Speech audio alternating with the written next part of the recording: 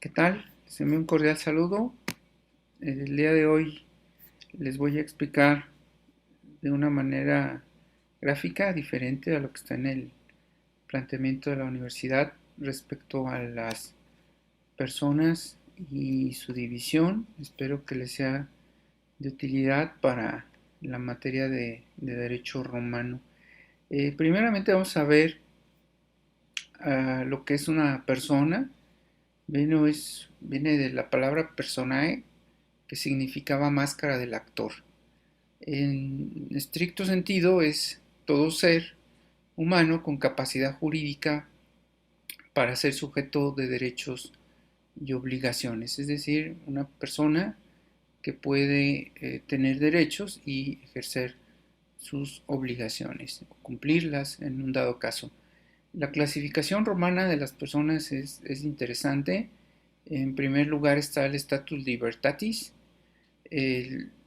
Había varias situaciones de status libertatis. Era el esclavo y el hombre libre. Vamos a empezar con el esclavo. Se le llamaba servitus. Era la persona que estaba bajo la propiedad de un dueño. ¿Por qué motivos? Principalmente derivado de la guerra.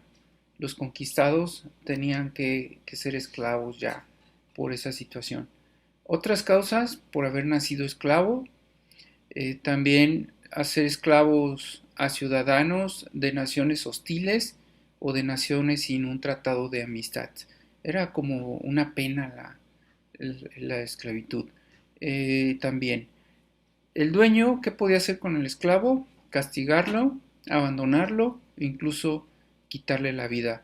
Si el esclavo por alguna razón llegaba a tener bienes, bueno, pues pertenecían a su dueño. Es decir, el esclavo no tenía derecho a la propiedad. ¿Cuándo terminaba con la manumisión? Bueno, pues es decir, cuando terminaba la sujeción de un esclavo hacia su amo, cuando eh, esta persona esclava obtenía la libertad. La libertad normalmente era concedida por el dueño del esclavo. Ahora los hombres libres, vamos a tomar en consideración que en la época romana el hombre era el que encabezaba las jerarquías dentro de las personas, no como actualmente que ya hay igualdad entre hombres y mujeres. Estas personas eran quienes no tenían la calidad de esclavos y tenían un estado civil.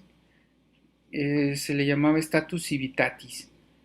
¿Qué implicaba ser un ciudadano? Bueno, pues tener derechos, a diferencia del esclavo. Podían contraer matrimonio, se llamaba Justat Nuptiae.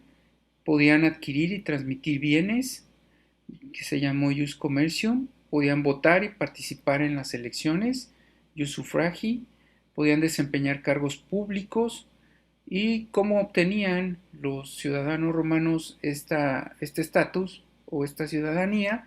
Bueno, por nacimiento, ser nacimiento de ser, pues ahora sí que una persona cuyo padre era ciudadano romano, entonces los hijos adquirían inmediatamente la misma calidad.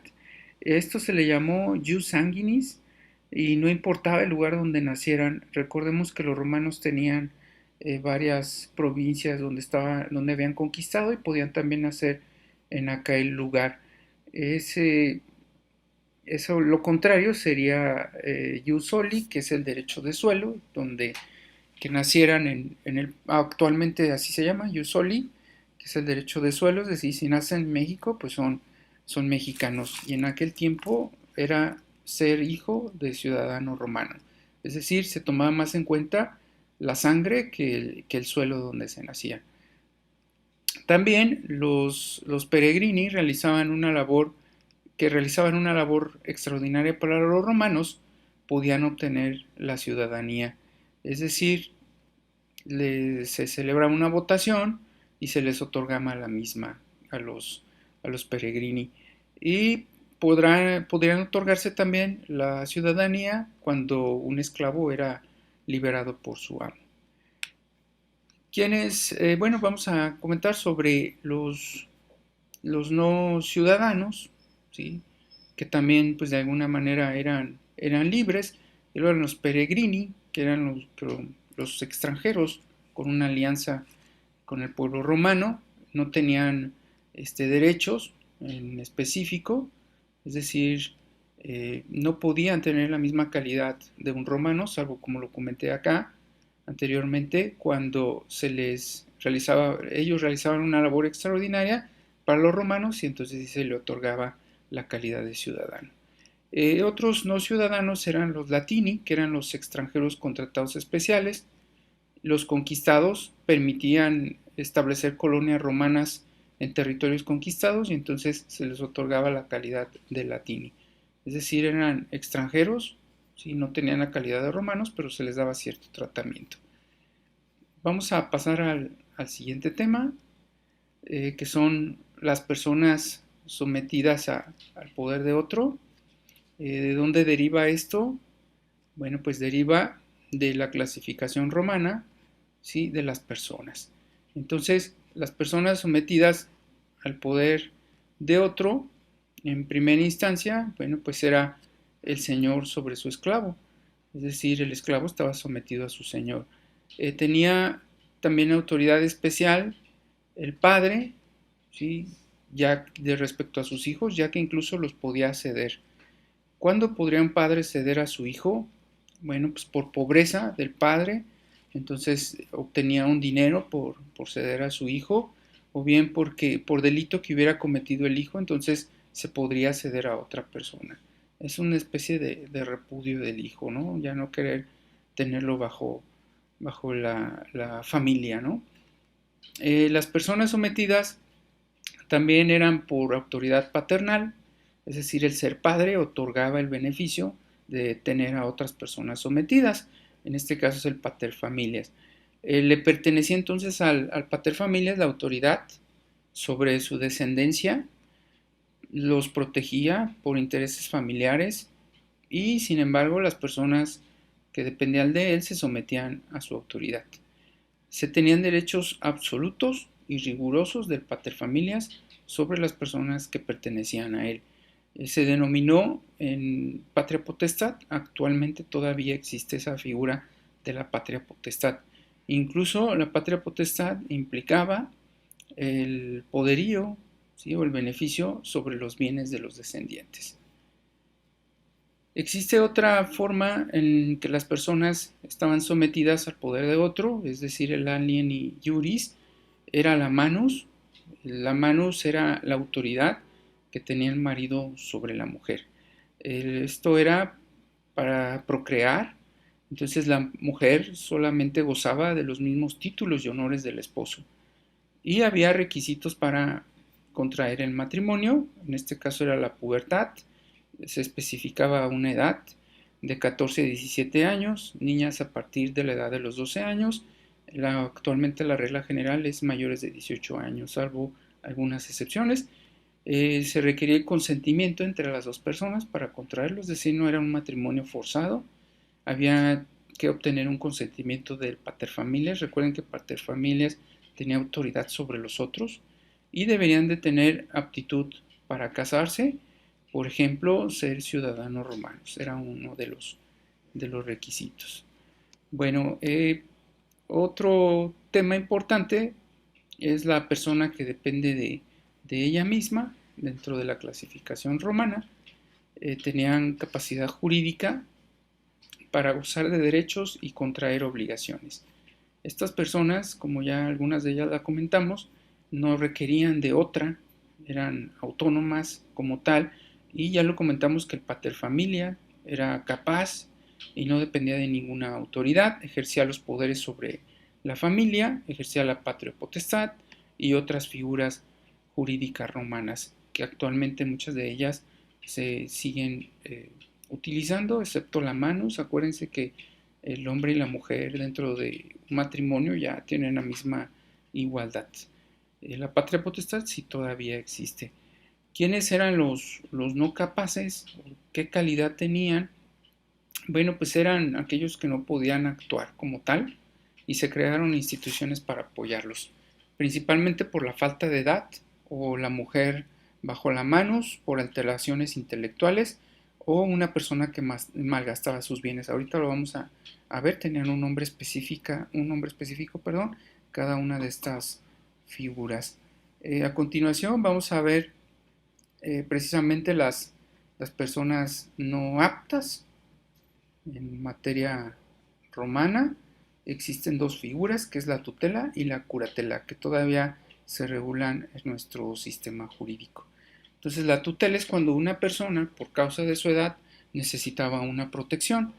La tutela se daba por testamento, en este caso el paterfamilias designaba a quien se iba a encargar de las personas sujetas a su protección, ¿no?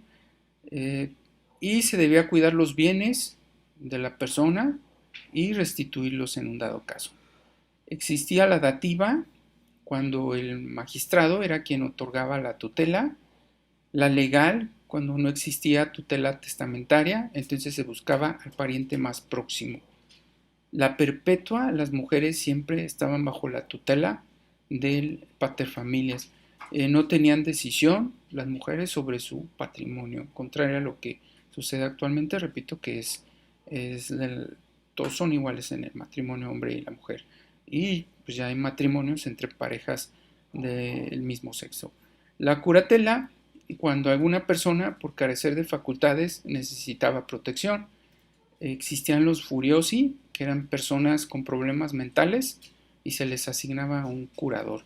Los pródigos, quienes despilfarraban la herencia de la familia, también no podían estar solos y necesitaban una persona que cuidara por ellos. Y los mayores de 14, pero menores de 25 años, que no podían administrar por alguna circunstancia sus bienes de manera correcta. Vamos a pasar al parentesco. ¿Cómo se adquiría el parentesco en la sociedad romana? Principalmente era por sangre. El paterfamilias, ya lo comenté, era el jefe único, sin distinción de sexos. Era el parentesco, no importaba si era hombre o mujer, si dependían por sangre de una persona, bueno, formaban parte en la cognatio natural. Incluía a la esposa se consideraba la parte del parentesco en aquel tiempo. En nuestro sistema actual, la esposa legalmente no pudiera considerarse como parentesco, los demás sí. El parentesco en la época romana era en línea recta, descendente, es decir, estaba el, el abuelo, el hijo y los descendientes así en la línea recta, padre e hijos. Esa era la cognatio natural. Y estaba el agnatio, es decir, el agnatio que era por lazos familiares, civiles o por ley. E incluso el paterfamilias y sus descendientes formaban parte del agnatio, es decir, toda la familia en conjunto, incluía tíos, sobrinos, primos del paterfamilias, todos formaban parte del agnatio, y no solo en línea recta, sino en líneas colaterales. Eh, es similar a lo que nosotros manejamos en nuestro sistema jurídico actual, tiene muchas similitudes con lo que es el parentesco actual. Lógico, no se llama cognatio ni agnatio, pero prácticamente casi son las mismas formas de organización. Tenemos además, por otro lado, la personalidad. ¿Qué es la personalidad? Bueno, pues es los atributos o la facultad que tiene una persona para ostentarse como tal y poder ser sujeto de derechos, obligaciones, ejercerlos. Entonces las personas en el Estado romano, bueno, pues se clasificaban en personas libres, en ciudadanos y personas con derechos de familia. Así se componía lo que es la personalidad en el sistema romano. Sin embargo, esa personalidad podría disminuirse, es decir, la libertad, la ciudadanía y los derechos que tenía una persona sobre su familia se podía disminuir. Eso tenía algunas causas, ¿no? Y tenía grados. Entonces existía algo que se llamaba capitis diminutio. Era cuando se disminuía la calidad de una persona, es decir, de libre, de ciudadano o derechos de familia. Esa capitis diminutio se divide en máxima, media y mínima. Máxima, pues es ser esclavo. Perdía la persona toda personalidad, perdía todo derecho que le asignaba la calidad de romano.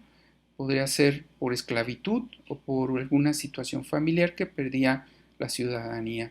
La media solamente se perdía la ciudadanía y situación familiar, pero no se perdía, no se convertía en esclavo. Es el caso de una condena penal. Y la mínima solo se perdían los derechos de familia, ¿sí? Por ejemplo, una disolución del matrimonio o un hijo que era entregado a otra persona. Es decir, no perdía la ciudadanía, ¿sí? No tenía una condena penal, simple y sencillamente se disolvió un matrimonio y ya se disminuía la personalidad al mínimo, de manera mínima, y un hijo que pudiera ser entregado a otra persona. Por otro lado, se disminuía también, ocurría alguna afectación en la personalidad por medio de la lex iutia repetendarum. Esto implicaba que a quien cometió una infamia se le disminuía su personalidad. Esto implicaba a la persona condenada en materia criminal por un magistrado, a quien cometía bigamia, a quien se dedicaba a actividades no bien vistas. Perdía también su personalidad y se perdían privilegios en la sociedad e incluso se le inhabilitaba para ciertos actos jurídicos, por ejemplo, desempeñar un cargo público. Bueno, y ya por último, tenemos que se dividía las personas también en morales, como actualmente pasa. Las morales son reunión de personas físicas con un fin común. De inicio el Estado no intervenía en su creación, ya después sí las trató de regular, las autorizaba y veía que funcionaban correctamente. Las dividían en asociaciones y fundaciones. Actualmente se dividen en asociaciones, sociedades civiles, sociedades mercantiles. Las asociaciones civiles no tienen fines económicos, las sociedades civiles sí, y las mercantiles tienen fines de lucro. En aquel tiempo, las asociaciones eran unión de personas para un fin, como colegios de sacerdotes, municipios, gremios, y las fundaciones que personas que daban su patrimonio a un fin común, como un patronato actualmente, como una escuela, fundaciones de alimentos, etcétera. Bueno, espero que les sirva la clasificación de las personas y su división. Muchas gracias.